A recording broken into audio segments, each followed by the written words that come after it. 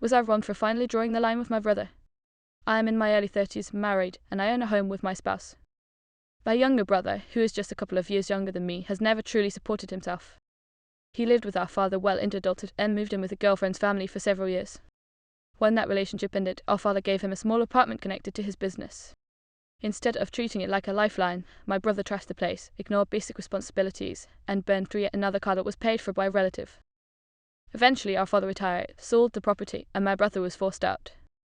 A few months ago, he showed up at my door desperate and asking for help. I already knew how this would go, but I agreed to let him stay temporarily. I told him clearly that he had a limited amount of time to get himself together. Like an idiot, I kept extending that deadline. From the beginning, I made one thing very clear. My wife was not responsible for him in any way. She would not cook for him, clean for him, or manage his life. This is her home too. My wife works in a creative field that is extremely competitive. She spends most days preparing, auditioning, and taking classes, even though paid work comes infrequently. When she is not doing that, she handles most of the household responsibilities. That is the balance we agreed on as a couple, and it works for us. My brother immediately took issue with this.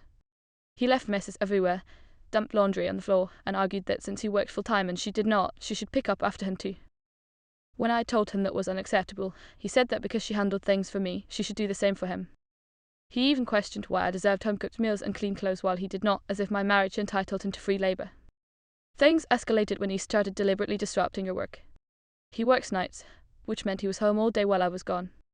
During important online auditions, he would blast noise, shout at the television, or otherwise cause distractions even after being asked to stop. When I confronted him, he admitted he did not take her career seriously and did not believe she would succeed, so he did not think it mattered. While he listened to me when I was present, he completely ignored her boundaries when I was not, to the point that she was breaking down in tears in her own home. That was the final straw. I told him he had to leave. I did not scream or threaten. I simply told him that his pattern of disrespect, entitlement, and cruelty was done.